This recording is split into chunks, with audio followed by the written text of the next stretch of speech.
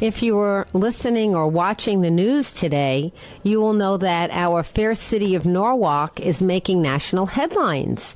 ABC, NBC, how about AOL News Network, Front Page National, as well as Daily Beast? Why, you ask? Why is Norwalk making the headlines? Because of the Tanya McDowell case that you and I have been following now for close to a week. Norwalk Mayor Dick Mosher was on the show, I think it was last Thursday or Friday, to give us his initial view of what went on. I wanted to hear what his full story was. As more and more facts are leaking out, the NAACP has jumped into the fray. I wrote a blog on it last night at lisawexler.com. You can take a look. And the NAACP has jumped into this because Tanya McDowell is a woman without any funds to legally defend herself, and yet she is being charged with the felony grand larceny for stealing over $15,000 worth of services by enrolling her 5-year-old in kindergarten in a Norwalk school and giving an improper address of her babysitter's address in Norwalk. In fact, Miss McDowell, who initially was thought to perhaps reside in Bridgeport, it looks like she doesn't really reside anywhere. She stays with friends in Bridgeport. She stays in a van. Here and there she stays in Norwalk. She's a homeless person. The last time she registered as a homeless person here in Norwalk was in 2009. This morning, a press conference was held in front of the courthouse steps on Belden Avenue in Norwalk because Miss McDowell was arraigned. And for those of you who don't know what arraigned means, in a legal proceeding, when you have a criminal charge, the first thing that happens is that in front of a judge, the prosecutor has to formally bring the charges against the person who is accused of the crime. And that is where a plea is entered. In other words, not guilty, guilty, no contest. Those are usually your choices. And in this case, Ms. McDowell entered a plea of not guilty on the charge of larceny, of the charge of grand larceny, which is a felony which carries a maximum of 20 years in prison, all kind of fines, and it's possible that she would get that because she is somebody who served time for robbery back in 2001. She served some time in jail for robbery. So, you know, when you're a second-time offender, the possibility of jail becomes much more real than it does otherwise. So the NAACP got into it, and they decided to help retain local counsel, which they have done. And this is very largely due in terms of the attention given to this matter by a person by the name of Gwen Samuel, who was coming on our show at 4:30. She is head of something called the Connecticut Parents Union, and she is a rather articulate woman. I met her this morning, and she has... her point of view is, let's do what's in the best interest of the child. Let's keep the focus on the child. Let's try and create an environment and a school in which the child can succeed. And let's not incarcerate parents who go ahead and lie on a form in order to get their kid into a good school. Something, by the way, that Miss McDowell is by no means uniquely guilty of, as you and I know many parents that have done this over the years. And typically, the sentence in Norwalk is a due process hearing and disenrollment of the child. When a city hears that a mother is homeless, there happens to be an overriding federal act, of which I'm not sure Norwalk was aware of, but boy, they're going to be aware of now, in which the federal law grants homeless children the right to go to school in the place where their homeless parent designates. So that's interesting as well, and that will become a factor here. Tom Dutchick of ctcapitalreport.com will be on at 5:30, and we'll discuss this as well as other implications going on with politics in the state of Connecticut. But I've been thinking a lot about this case and covering it closely, and in fact, I really want to be a person who understands all of the facts as they're happening. One of the other things that the attorney for Ms. McDowell requested today was what they call a change in venue. V-E-N-U-E. What is venue? Venue means the place of. And in the legal world, venue very specifically means the place where the trial will be held. Now, in almost all cases, a trial is held in the place where the crime occurred. So Norwalk would be the appropriate district. And the burden would be on the person who is asking to change the venue to persuade the judge why it is that for a particular reason, that place isn't a good reason. Usually you have to show bias, You have to show a community in which there is such a prejudicial effect already given that the outcome or the verdict may already be predisposed, for example, by the media, so that you can't find jurors in the community that can truly be unbiased about the facts. You know, on the Cheshire case, the issue of venue was an enormous one because the people in Cheshire were understandably, although everyone who heard the case was very, very upset, but the people in Cheshire felt a specific kind of grief because they knew the people and they knew how terribly they had been treated in this crime, which was the fatal crime. So the argument to change venue is something that a court weighs very heavily and has to have a very good reason to do because it upsets the normal procedure.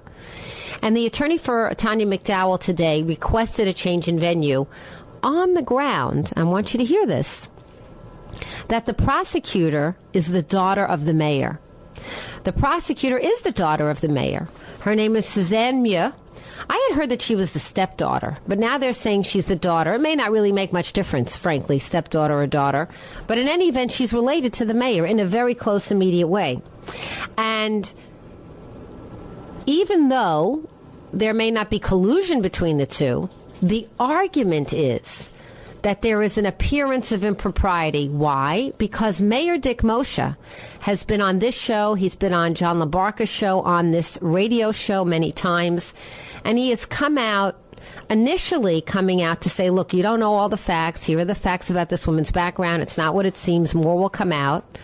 But then also today, I want you to hear some clips of this. Julia, do we have them ready? 5 seconds. I gotta find the We're going to find more. I want to find more because I heard the whole interview and it was an extensive one.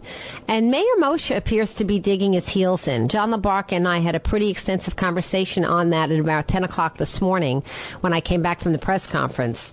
Because it's not in Norwalk's interest, Mayor Moshe, if you're listening to me, it's not in our interest as a city to be seen nationally as a place that prosecutes homeless women for the crime of trying to find a decent place for their kid to go to school. It looks like the facts are incontrovertible. The woman is homeless. Initially, I believe you thought that she wasn't, that she lived in Bridgeport, but that turns out to not be true. Now we find out that the woman was strip searched, a full cavity search for this kind of a thing. What were they supposed to find on her? What were they supposed to find? Some lesson plans? Why should she have been strip searched for this? Now, we know that there's a charge of narcotics, but it's very weird. I asked for more details on that from the attorney representing Ms. McDowell. He didn't offer any. The mayor has only said that she was charged, from selling narcotics within 1,500 feet of a school district, but she wasn't picked up in the red-handed act of selling drugs. She was picked up because the housing authority noticed a lie in an application and felt it needed to report it to the prosecutor. So she was picked up on the primary charge of this lie about the school district. And by the way, her son was summarily evicted from school without a due process hearing. I mean, he was just told goodbye and good luck and take your lunch pail and leave, which is also not the way it's supposed to happen. It really is not supposed to happen that way. And all of these things happen. Now they're throwing a charge of narcotics at her. You and I don't know if it's true. We don't know if it will even stand up. Mayor Moshe had also told us that there was a charge of assault and threatening assault and menacing. I asked the attorney for Ms. McDowell. He said, absolutely without question, none of that has been alleged and none of that is part of this case. So we don't really know at this point what the city of Norwalk is digging its heels into. But I think it looks bad for the city. And I want to tell you that at this point, the city can only alleviate all of the pressure and all of the bad attention that will come on Norwalk by diffusing this, by reaching a hand across the aisle and saying, how can we together help Ms. McDowell and help this family? Not make it a federal case, which is rapidly becoming, literally and figuratively, and not make it all about the inequity of every child everywhere, which unfortunately is very often the case, but make it about this family and this child, and call the mayor of Bridgeport if you have to figure out where is the best place for this family to reside and go to school. Now, one of the things that I asked pointedly Miss McDowell on the courthouse steps today was, now that I see the NAACP behind you and I see all these community service agencies behind you, my question to her was, are they helping you get a job? Forget about the legal stuff. It's great that they're there for that. But are they helping you with job training? Are they helping you find a home? These agencies have a lot of money. They get a lot of grants. They have a lot of privately donated money. They have big money behind them, the NAACP and other community organizations like this. Don't kid yourself. And so my question is, are they really helping this woman, or are they using this woman as an opportunity to grandstand about an issue that they feel needs wider recognition?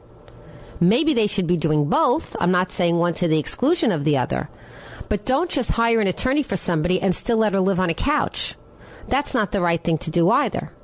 And the answer to the question, when I got it, was sort of a mumbled response. If you see Ms. McDowell, if you see the picture of her, she sort of vacantly stares out into the camera. That's the way she appears in real life, too. She appears almost sedated while she's standing up. And I'm not sure if she has, frankly, a lower than average IQ, or if she is stupefied and shocked because of all that's happening to her, or if she is a woman who's been so beaten down by life that she has this affect of having no sort of connection with it. But it's a very sad sight to behold when you meet her. I think you would feel sorry for her. I felt sorry for her. And she mentioned that Gwen Samuel had reached out to help her, which I have no doubt, and I'll ask Gwen about this when she gets on the show. But I say to you who are active in the community of people that are helping her, whether it's civil rights organizations or black community organizations or homeless activist organizations, that the larger responsibility, if there is a moral one here, and there probably is to help this woman get back on her feet. I really believe that Norwalk is going to have to see the light of day on this. And I think it's going to be very interesting to see where the venue question is answered, whether the judge feels that there's an appearance of a conflict of interest, that is so strong as to have to move trials out of Norwalk. Because think of the precedent. If this judge finds that any kind of controversial case should be moved out of Norwalk because the prosecutor is the mayor's daughter, then somebody has to go. It's not going to be the mayor. It's going to have to be the prosecutor, right? The mayor's not going to get kicked out of office or impeached because he has a prosecutor who's a daughter. But if that prosecutorial relationship of being a daughter becomes a liability in terms of evidence in front of a judge that he finds it compelling enough to move the case out of Norwalk, then I would say, as a member of the community, and if you're a citizen of Norwalk, wait a minute, maybe we should not have had that prosecutor appointed. I don't think she's elected. We don't elect prosecutors around here. They're appointed. So that's what's going on.